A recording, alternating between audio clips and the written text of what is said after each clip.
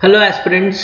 तो यार मैं आज आप लोगों के लिए लेके आ गया हूँ एक ऐसा वीडियो जिसका बहुत सारे एस्पिरेंट्स वेट कर रहे हैं। आरआरबी पीओ का एडमिट कार्ड आ चुका है और आप लोगों को ये पता है कि प्रीलिम्स एग्जाम में जितना मैक्सिमम से मैक्सिमम आप स्कोर कर लेंगे उतना ही कट ऑफ क्लियर करने के चांसेस ज्यादा हो जाते हैं। तैयारी यार आप सबने कर रखी है, तो लास्ट मिनट टिप्स या लास्ट मिनट कुछ ऐसे पॉइंट्स हैं जो आप जान लेंगे तो शायद आप बहुत बेहतरीन स्कोर कर सकते हैं अपने दोनों ही सेक्शंस में।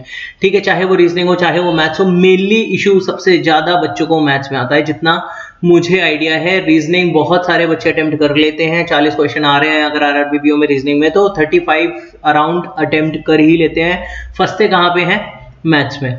मैथ्स में 20 मिनट का यार सेक्शनल टाइमिंग है। अब 20 मिनट में क्या ही अटेम्प्ट कर पाएंगे वो। 20 मिनट में हम लोग हमेशा क्या सोचते हैं, 20 मिनट में हम 20 क्वेश्चन एटलीस्ट कम से कम 20 तो कर दें, लेकिन नहीं, हम ज्यादा अटेम्प्ट करने की स्ट्रैटेजी बनाते हैं किस तरीके से हम 30 प्लस क्वेश्चन मैथ्स में कर पाए। इसलिए ये वीडियो मैं आज आपके सामने लेके आ गया हूं। तो चलिए यार शुरू करता हूं ये वीडियो। ठीक है, तो मेनली यार देखिए पैटर्न जो है आपको आप सभी को पता है। पेपर पैटर्न क्या है? रीजनिंग है आपकी। रीजनिंग क्या है? 40 मार्क्स 40 क्वेश्चन है और आपको मिनट्स कितने दे रहा है रीजनिंग में? 25 मिनट्स दे रहा है। और क्वांट्स मैं आपको ये दे रहा है 20 मिनट्स, और 20 मिनट्स में कह रहा है कि आप 40 क्वेश्चंस अटेम्प्ट करेंगे। तो आप बहुत सारे मॉक्स दे चुके हैं, बहुत सारी प्रैक्टिस कर चुके हैं। ठीक है, तो यार अब मैं आपको बेसिकली ये बताने जा रहा हूं कि आप किस तरीके से बेटर इंप्रूव कर सकते हैं, अपने मार्किंग को थोड़ा सा और बढ़ा सकते हैं। जैसे फॉर एग्जांपल आपके अगर मैथ्स में 20 क्वेश्चंस अटेम्प्ट हो रहे हैं तो आप इसको 25 प्लस किस तरीके से 4 से 5 क्वेश्चन और ज्यादा इजाफा कर सकते हैं। ठीक है, तो यार आ जाते हैं। सबसे पहला जो पॉइंट यार मैं मेजरली जो पॉइंट पे फोकस करूंगा वो है आपका कैलकुलेशन पार्ट। कैलकुलेशन में क्या? कैलकुलेशन में भी इजी फास्ट एडिशन। यार अब आप ये मुझे बोलोगे कि ये तो लास्ट टाइम पे मैं कैसे इंप्रूव करूं, तो लास्ट टाइम नहीं है। अब आपका एडमिट कार्ड आ चुका है। मान लीजिए आपका सैटरडे को मान लीजिए एग्जाम है। ठीक है, तो अब आपके पास कितने हैं? 3 डेज हैं। 3 डेज में आप रोज जो मैं बता रहा हूं, जो आप शेड्यूल फॉलो कर रहे हो वो फॉलो करिए, लेकिन रोज 1 to 1.5 आवर आप इसको देंगे इस कैलकुलेशन पार्ट को। ठीक है, इस पार्ट को आप देंगे। फास्ट एडिशन कैसे? जैसे मान लीजिए यार फॉर एग्जांपल 74 प्लस 26 है, तो आप कहोगे यार ये तो मैं 2 मिनट में कर लेता हूं, लेकिन इसकी भी स्ट्रैटेजी होती है। आप यूनिट डिजिट्स को ऐड करिए। 74 प्लस 6 80 और 20 कितना होता है? 100। ठीक है, 6 ऐड कर दिया ना आपने, इसमें बचा कितना? 20। तो देखिए बहुत इजी है। 48 प्लस 56 आप कैसे? 48 6 54 और 5 104 50 104 आंसर। ठीक है, तो इस तरीके से आप अपना एडिशन की प्रैक्टिस करिए डेली एक कॉपी पे। ये आपको यार ऐसी ट्रिक्स हैं जो मैं अपने टाइम पे फॉलो कर चुका हूं, ये आपको बहुत सारे लोग नहीं बताएंगे। मैं चाहता हूं कि यार इजीली आपका सिलेक्शन जल्दी से जल्दी हो, इसलिए मैं आपको ये सारी चीजें शेयर कर रहा हूं यहाँ पे। ठीक है, तो मेजरली यार सबसे पहला पॉइंट तो आ गया फास्ट एडिशन। दूसरा, कैलकुलेशन को फास्ट इंप्रूव करने के लिए क्या है? Fast multiplication. ठीक है, तो अच्छा इसको फॉलो कैसे करना है? आप रोज ऐसे टू डिजिट के कोई भी रैंडम एडिशन आप लिख लीजिए 30। ठीक है, 30 एडिशन करिए और देखिएगा आपके 3 से 4 मिनट में 30 एडिशन हो जाएंगे। ठीक है, जब आप धीरे धीरे प्रैक्टिस करेंगे। और ये आपको सिर्फ आरआरबी पीओ के लिए फॉलो नहीं करना है यार, ये मैं आपको पूरे आगे तक के लिए बता रहा हूं, आपकी जर्नी के लिए बता रहा हूं। ये जो पार्ट है कैलकुलेशन पार्ट, आपको पूरी मैथ्स आ जाएगी, लेकिन आपके अटेम्प्ट हमेशा कब ज्यादा होंगे? जब कैलकुलेशन पार्ट आपका स्ट्रांग होगा। ठीक है, तो अब बात कर लेते हैं यार फास्ट मल्टीप्लीकेशन की। फास्ट मल्टीप्लिकेशन में मैं आपको ये बता देता हूं, जैसे रैंडमली मैं 2 डिजिट लिख रहा हूं। मान लीजिए मैंने लिखा 24 into 12। ठीक है, तो 24 into 12 यार एक बार देख लेते हैं कि इसको किस तरीके से मल्टीप्लाई कर सकते हैं। बहुत सारी ट्रिक्स यूट्यूब पे देखिए, अगर आपको ये चीज नहीं समझ में आती है तो मैं कुछ नहीं कर सकता इसमें, लेकिन ये फास्टेस्ट मेथड है अभी तक जो यूट्यूब पे, मुझे नहीं लगता कि कहीं अवेलेबल होगा। ये इसको मैं नाम देता हूं decimal method of multiplication. Decimal method में हम करते क्या है यार, जैसे लिखा है 24 into 12, तो इसका 10% मैं चेक करता हूं। इसको 10 से अगर मैं डिवाइड करूं तो एक्चुअल में क्या लिखा है? 24 into 1.2, यही तो लिखा है। अगर मैं किसी भी एक नंबर को आप 10 से डिवाइड कर दीजिए, 24 को कर दीजिए तो इसका 10 से डिवाइड करेंगे तो आएगा 2.4, या इसको करेंगे तो इसका आएगा क्या? 1.2। तो मैंने 12 को लिख दिया 1.2। अब इसको मल्टीप्लाई करिए, ये दिमाग में ही हो जाएगा यार, पेन से नहीं उठाना पड़ेगा। देखिए 24 into 1 कितना होता है? 24, और 24 into 0.2 कितना होता है? 4.8। इन दोनों को आपको बस ऐड करना है 28.8। अब आपने डिवाइड किया था 10 से तो इसको कर दिया 10 से मल्टीप्लाई, तो ये आ गया 288। देख है कितना आसान मेथड है। देखिए अब मैं कर लेता हूं 30, रैंडम लिख रहा हूं मैं, 36 इंटू 14 कर लेता हूं। 36 इंटू 14 कितना होगा? देखिए इसको 10% है तो 36 में क्या जोड़ना है? 4 6 24, 14.4 जोड़ना है, तो 504 आई थिंक इसका आंसर आएगा। 36 प्लस 14 50 और 4 एज इट इज लिख दिया, डेसिमल हटाने हैं, 10 से मल्टीप्लाई कर दीजिए। यहाँ पे इंटू 10 50.4 को जब इंटू 10 करते तो 504 आ जाता। ठीक है, तो यार मेथड आपको यही फॉलो करना है, सारी चीजें आपको इसी तरीके से करनी है। तो इस तरीके से ये प्रैक्टिस जब आप करेंगे तो अब अप्रोक्सीमेटली आप जब 30 मल्टीप्लिकेशन इस तरीके से आप फॉलो करेंगे तो आप देखेंगे यार आपको 2 डिजिट्स के, स्पेशली 2 डिजिट्स के मल्टीप्लिकेशन में पेन नहीं उठाना पड़ेगा, पेन नहीं उठाना पड़ेगा। तो ये आपको ये सारे मेथड यार आपको कोई नहीं बताएगा, इसलिए आप प्लीज 3 दिन है आपके पास, 3 दिन 1 से 1.5 घंटा इस मेथड को फॉलो करिएगा और आप देखिएगा कि किस तरीके से आपके ऑटोमेटिकली 3 से 4 क्वेश्चन ज्यादा अटेम्प्ट होंगे जितने अभी तक अटेम्प्ट नहीं हो रहे होंगे। ठीक है, तो गाइज अब बढ़ जाते हैं हम आगे फास्ट डेसिमल मेथड किसकी तरफ? मल्टीप्लिकेशन की तरफ। तो जब हम मल्टीप्लिकेशन की तरफ आगे बढ़ेंगे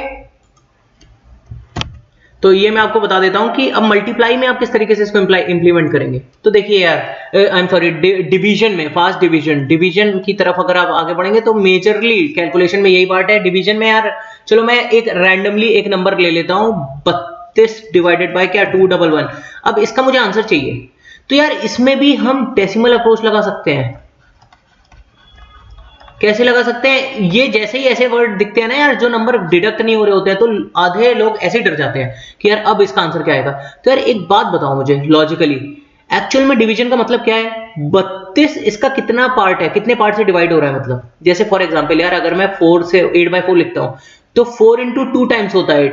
तो एक्चुअल में ये पूछ रहा है 211 कितने टाइम्स मैं मल्टीप्लाई कर दूं कि 32 आ जाए, यही तो पूछ रहा है। तो एक काम करते हैं, 211 का सबसे पहले तो चेक करते हैं हम परसेंटेज, 10% कितना है?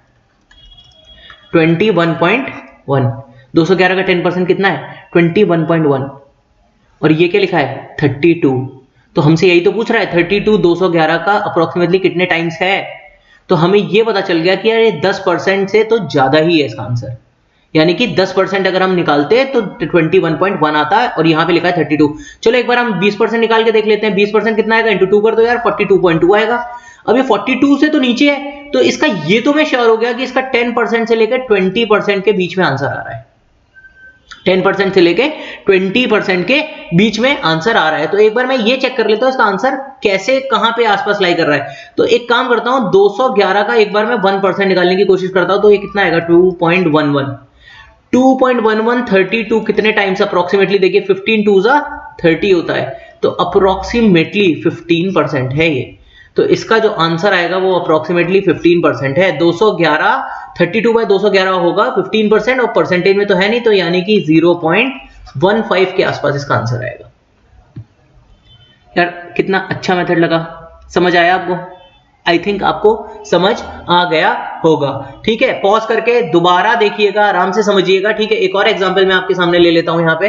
ठीक है, तो एक और एग्जांपल देखिए, मैं नॉर्मली रैंडमली कुछ भी लिख दे रहा हूं। तो देखिए ये लिखा मैंने 76/256, 76/256। तो अब मैं ये चेक करूंगा यार इसका ये मतलब कितना परसेंट है लगभग। ठीक है, ये एक तरीके से इसका ये भी मतलब है कि 76 कितना परसेंट है 256 का, इस फ्रैक्शन का ये भी मतलब है। तो मैं परसेंटेज में अगर निकाल लूंगा इजीली और इसको परसेंटेज में कन्वर्ट करके नंबर्स में कन्वर्ट कर दूंगा तो बहुत आसान हो जाएगा। तो ये देखिए 256 है ना डिनोमिनेटर, तो 256 का 10% हम चेक करेंगे, क्या है? 25.6। यार एक चीज आपको यहाँ क्लियरली दिख रही होगी, 10% 25.6 है, और न्यूमरेटर 76 पूछा है। 76 25.6 का कितने टाइम्स है? अप्रोक्सीमेटली 3 टाइम्स है। अप्रोक्सीमेटली कितने टाइम्स है? 3 टाइम्स। तो एक बार हम चेक कर लेते हैं कि 25.6 इंटू 3 करते हैं तो क्या 76 से ज्यादा होता है? तो हाँ 76 से ज्यादा होता है, 76.8 आ रहा है। तो ये तो मैं समझ गया कि 30% नहीं है, लेकिन ये 76.8 है, तो अप्रोक्सीमेटली ये 29% हो गए। तो इसका आंसर क्या आ गया? 0.29 के आसपास आएगा ये फ्रैक्शन का। ठीक है, तो ये आप समझ गए। अब आप रैंडमली, यार ये बताए आपको अभी थोड़ा सा हवा लग रहा होगा, बहुत हार्ड सा लग रहा होगा, लेकिन ऐसा नहीं है। आप करते क्या है, आप डिनोमिनेटर को परसेंटेज में कन्वर्ट कर लेते हैं, 10%, 20%, 30% निकाल के चेक करते हैं कि न्यूमरेटर उसका कितना टाइम्स है। अगर न्यूमरेटर मान लीजिए यहाँ पे 74 होता तो ये 27% के आसपास होती है पूरी वैल्यू, तो 0.27 उसका आंसर होता है लगभग। तो इस टाइप का कैलकुलेशन, इस टाइप की अप्रोच आपको बहुत काम आएगी यार एग्जाम्स में, आपके विद इन सेकंड्स एग्जाम होंगे। और आपको करना क्या है, इस टाइप के 30 डिवीजन के क्वेश्चंस, अभी मैंने आपको क्या बताया, 30 डिवीजन, 30 मल्टीप्लिकेशन और 30 एडिशन, आपको 30 एक पेज पे रोज अटेम्प्ट करने हैं। आपको 1 से 1.5 आवर्स में कोशिश करनी है कि इनको करिए, और उसके बाद इसको चेक भी करेंगे आप कि आपने सही किए हैं या गलत किए हैं। इतनी बात आपको समझ में आ गई। तो ये हो गई आपकी कैलकुलेशन की ट्रिक्स। और यार सबसे इंपॉर्टेंट पार्ट, एक और चीज मैं आपको याद दिलाना चाहता हूं कि कैलकुलेशन के साथ ही साथ, तो समराइज एक बार कर दूं, कैलकुलेशन के साथ ही साथ कैलकुलेशन में तीनों चीजें आ जाती हैं, कैलकुलेशन प्लस 20 क्रॉस 20 की टेबल्स। अभी 3 डेज, 2 से 3 दिन है जिनका एग्जाम है, जिनके में थोड़ा सा टाइम बचा है, तो आप प्लीज इस चीज को फॉलो करें यार। और आगे मैं और डिटेल में वीडियोस लाऊंगा कि आप बहुत trick 2x2 multiply 2x3 multiply 2x2 division 2x3 division किस तरीके से आप सॉल्व करेंगे, बहुत डिटेल में मैं आपको एक्सप्लेन करूंगा। ठीक है, तो यार देखिएगा, आप ये चैनल लाइक और सब्सक्राइब कर सकते हैं अगर आपको लगता है कि आपको ये चीजें सीखने की बहुत ज्यादा जरूरत है। ठीक है, तो अब हम बढ़ जाते हैं पेपर पैटर्न पे। ठीक है, तो आप अभी 1 से 1.5 घंटा ये चीज जरूर करेंगे। पेपर पैटर्न में एक बार मैं डिवाइड कर लेता हूं रीजनिंग और मैथ्स। ठीक है, तो यार रीजनिंग में मेनली क्या, मेजरली क्या क्वेश्चंस होते हैं, रीजनिंग सिलॉजिंग, दूसरा है इनइक्वालिटीज लगभग आती हैं, तीसरा है चाइनीज कोडिंग या कोडिंग डिकोडिंग। ठीक है, चाइनीज या कोडिंग जो भी होता है। चौथा है आपका ब्लड रिलेशन, लगभग आते ही आते हैं। ठीक है, और 5वां मैं बोल लेता हूं डायरेक्शन सीक्वेंस। ठीक है, डायरेक्शन के क्वेश्चंस आते हैं। वर्ड फॉर्मेशन आपका एक पूछ लिया जाता है, 3-4 वर्ड में से इसमें से कितने वर्ड बनेंगे मीनिंगफुल, इस तरीके से वर्ड फॉर्मेशन। ठीक है, तो यार एक चीज रीजनिंग में, और इसके बाद आ जाती है आपकी 7th मोस्ट इंपॉर्टेंट पजल्स। ठीक है, तो पजल्स में यार मेजरली ये समझ लीजिए कि यहां मैथ्स अभी नहीं बता रहा हूं, यही बता दे रहा हूं इसी में। यार पजल्स ये समझ लीजिए कि अप्रोक्सीमेटली 20 से 25 क्वेश्चंस आपके पजल्स के ही होते हैं। ठीक है, पजल्स का सबसे इंपॉर्टेंट क्वेश्चंस अटेम्प्ट जब करेंगे आप, तो पजल्स में एक कहानी लिखी होती है, पूरी कहानी लिखी होगी। तो मेनली बच्चे पता है क्या करते हैं यार, वो कहानी पढ़ के पजल बनाने लग जाते हैं। जैसे पैरेलल लो की पजल है, तुरंत ऐसे ऐसे करने लग जाएंगे, बनाने लग जाएंगे कि यहाँ P बैठा है, यहाँ Q बैठा है। और आपको पता है उसके बाद मजा कहां पे आता है, मजा आता है जब इसके बाद सिर्फ एक क्वेश्चन होता है पजल का। तो यार इसमें आपने क्या करा, आपने 10 मिनट वेस्ट करे या 7 मिनट वेस्ट करे, कुछ ऐसा किया, और उसके बाद आपने अटेम्प्ट कितना किया, सिर्फ एक क्वेश्चन। तो पजल्स जब भी आप सॉल्व करेंगे, ये सबसे इंपॉर्टेंट पॉइंट है कि पजल्स जब भी आप सॉल्व करेंगे तो आप सबसे पहले क्या चेक करेंगे एग्जाम में। एग्जाम में आप आगे जाके चेक करेंगे कि नंबर ऑफ क्वेश्चंस कितने हैं उस पजल में। अगर 3 से 5 क्वेश्चंस हैं तब तो आप वो पजल तुरंत अटेम्प्ट करिए, और आपको लग रहा है आप कर सकते हैं तो उसी टाइम अटेम्प्ट करिए। अगर 1 क्वेश्चन या 2 क्वेश्चन की पजल है तो आप उसको क्या करेंगे, उस टाइम के लिए स्किप। ठीक है यार, ये सारे पॉइंट्स हैं जो प्लीज आप ध्यान दीजिएगा, आप देखिएगा कि आपका पेपर ऑटोमेटिकली बहुत ही ज्यादा बेहतरीन हो सकता है। ठीक है, तो मेनली, और पजल्स सबसे ज्यादा पजल्स में इसलिए बोल रहा हूं क्योंकि मेनली स्टक भी पजल्स में ही होते हैं और फंसाती भी पजल्स ही हैं लोगों को। ठीक है, बच्चों को। तो मेनली यार पजल्स में एक और चीज है, फंसना बिल्कुल भी नहीं है। अगर आप फंसेंगे तो ये समझ लीजिए कि आगे मिस आउट करेंगे। अगर आप कहीं अटक गए हैं तो तुरंत स्किप करके क्या करना है आपको, उसको मार्क फॉर रिव्यू करिएगा, रिव्यू के लिए मार्क करिएगा, यानी कि आप एक बार चेक कर चुके हैं वो पजल, मार्क फॉर रिव्यू करिएगा और नेक्स्ट पे बढ़ जाइएगा। बिल्कुल भी मत अटकिएगा यार, आप अपने अटेम्प्ट्स खराब करेंगे। ठीक है, और बाकी क्वेश्चन मैंने आपको बताई दिए, सिलॉजिंग, ब्लड रिलेशन, इनइक्वालिटीज, डायरेक्शन, ये इसमें कहीं कोई फसावट नहीं होती है, बच्चे बहुत जल्दी कर लेते हैं। तो अप्रोक्सीमेटली 25 मिनट आपको रीजनिंग के दिए जा रहे हैं, और मैं आपको ये भी बता देता हूं एवरेज बच्चे इसमें 35 क्वेश्चन टू 35 प्लस करते हैं। मेनली करते हैं। अब यार इसमें वही बात होगी, अगर डिफिकल्टी बहुत ज्यादा डिफिकल्ट पूछ लेंगे, बहुत ज्यादा वैसी पजल्स आ जाएंगी तो ऑब्वियसली इसमें अटेम्प्ट्स गिर जाएंगे। ठीक है, मैं वैसे बता रहा हूं जनरली बच्चों की रीजनिंग बहुत अच्छी होती है। ठीक है, अब यार आगे मैं बढ़ जाता हूं कि मैथ्स में आपको किस तरीके से अटेम्प्ट करना है। ठीक है, तो मैथ्स के मैं कुछ टॉपिक्स यहां लिख देता हूं जो आते ही आते हैं। मैथ्स के कुछ टॉपिक्स हैं यार, सबसे पहले तो ये मान लीजिए डीआई में टैबुलर डीआई आती है। ठीक है, पाई डीआई आती है, एक पूरा पैराग्राफ वाली डीआई आती है जिसमें कुछ नहीं लिखा होता, आपको पूरा फॉर्म करना होता है, चेक करना होता है। ठीक है, उसके बाद मेनली आते हैं मिसिंग नंबर आते हैं, कम से कम 5 क्वेश्चन आ ही जाते हैं। ठीक है, अप्रोक्सीमेशन या ये सिंप्लीफिकेशन अप्रोक्सीमेशन या सिंप्लीफिकेशन आ जाता है, 5 क्वेश्चन लगभग। ठीक है, 5 क्वेश्चंस आते ही आते हैं इसके। ठीक है, क्वाड्रेटिक आ जाती है इसके 5 क्वेश्चंस। ठीक है, अरिथमेटिक आती है लगभग 10 से 15 क्वेश्चंस।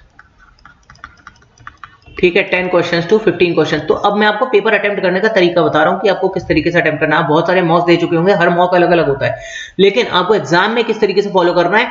तो यार ये देखिए, मिसिंग जो आपकी ये वाला पार्ट है ना, सबसे पहले आप क्वेश्चन चेक करेंगे मिसिंग, सिंप्लीफिकेशन और क्वाड्रेटिक, ये आप तुरंत उसी समय सॉल्व करेंगे जैसे ही क्वेश्चन पढ़ेंगे। और ये वाला आपका पूरा पार्ट लगभग 6 से 7 मिनट या 6 से 6 to 8 मिनट्स में हो जाना चाहिए। आप कहोगे यार 10 मिनट में, मैं 8 मिनट में पूरा क्वेश्चन कैसे कर सकता हूं, तो मैं बताता हूं क्वाड्रेटिक यार 2 से 2.5 मिनट में हो जाती है। सिंप्लीफिकेशन के 5 क्वेश्चन आपको 1 से 2 मिनट में हो जाएंगे। किस तरीके से? इस तरीके से यार, अभी तो मैंने बताया टेबल्स अगर आप 20x20 की याद होती है आपको और कैलकुलेशन आपका तेज है तो ये समझ लीजिए आप 1 से 2 मिनट में 5 क्वेश्चन करेंगे। अब ये भी आप बोल सकते हैं यार कि सर आपको तो देना नहीं है, तो ऐसा नहीं है यार, मैं दे चुका हूं। मैं ऑलरेडी आरआरबी क्लर्क वगैरह में 40 आउट ऑफ 40 अटेम्प्ट कर चुका हूं, पीओ में 35 अटेम्प्ट कर चुका हूं। ठीक है, तो 35 हो जाते थे मेरे टाइम पे, 35 प्लस, कभी कभी फंस जाता था तो यार 30 हो पाते थे। ठीक है, तो मैं ये नहीं कह रहा है, हो सकता है कल आपका दिन ना हो, कल आपका दिन खराब हो, लेकिन अपने को क्या करना है यार, अपने को तो पूरी तैयारी के साथ बैठना है।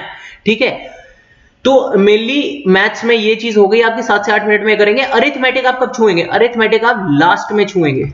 ठीक है, अरिथमेटिक का एक चीज और, जब आप क्वेश्चंस को देख रहे होंगे, जैसे मान लीजिए क्वेश्चन 7 आप देख रहे हैं, क्वेश्चन 7 कोई ऐसा क्वेश्चन है जिसमें अप्रोक्सीमेशन सिंप्लीफिकेशन है, तो 7 से लेके 12 तक आपके अप्रोक्सीमेशन सिंप्लीफिकेशन के क्वेश्चन है। फॉर एग्जांपल मैं आपको दे रहा हूं। ठीक है, 13th क्वेश्चन में आपको क्या दिख गया?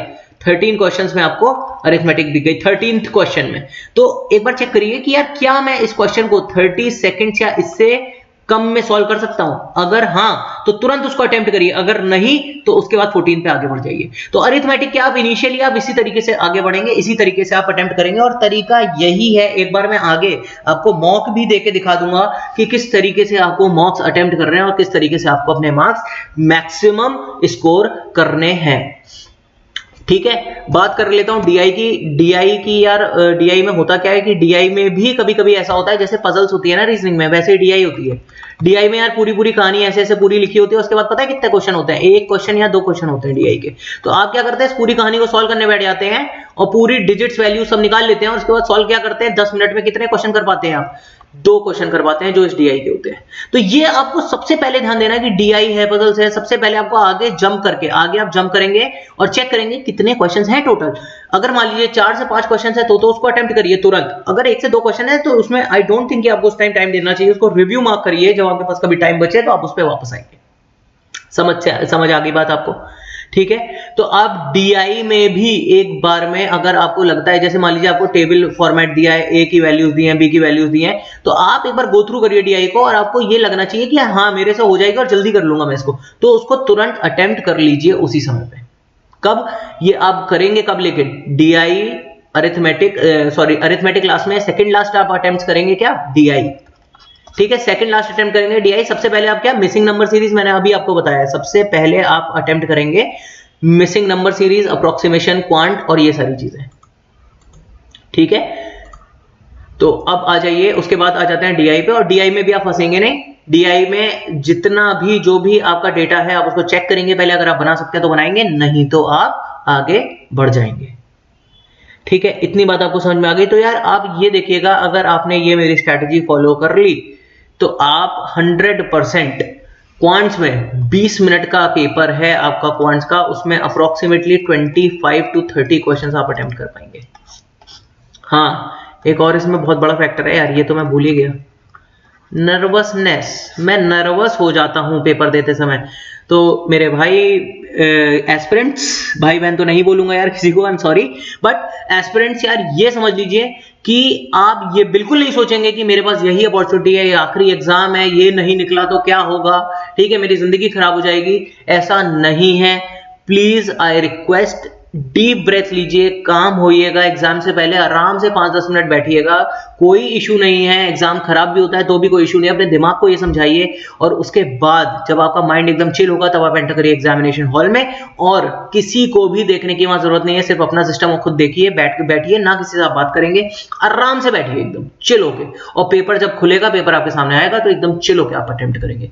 तो यार ये वाला जो फैक्टर है ये सारी चीजों से सबसे ऊपर है, ये वाला फैक्टर नर्वसनेस।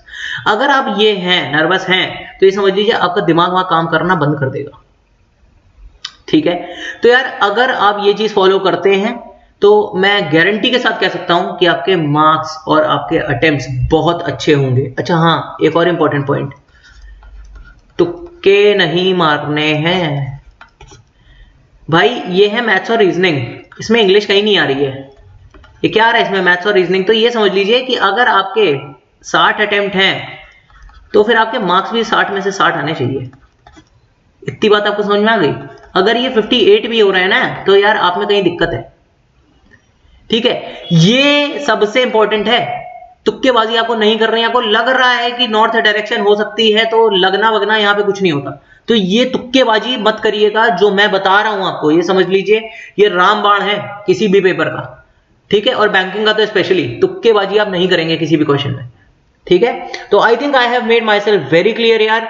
थोड़ा आप सारी चीजों पे काम करिए, 2 से 3 दिन जो भी आपका टाइम है आपके पास बचा हुआ है उसमें 1 से 1.5 घंटा आप कैलकुलेशन वगैरह पार्ट को दीजिए, और मॉक अब अगर आप दे रहे हैं तो मॉक्स में इन चीजों को इंप्लीमेंट करने की कोशिश करिए, ठीक है। All the best for your RRB PO exam. और यार कमेंट सेक्शन में ऑब्वियसली बताइएगा कि कैसा हुआ आपका एग्जाम, और बाकी आपकी जर्नी में कंटिन्यू करूंगा, ठीक है। किस तरीके से आपको कैलकुलेशन पार्ट को लाना है, अपनी तैयारी में इंप्रोवाइज करना है, और किस तरीके से आपको आगे तैयारी करनी है, सारी चीजें मैं आपको बताऊंगा, ठीक है। Thanks a lot, bye bye, take care.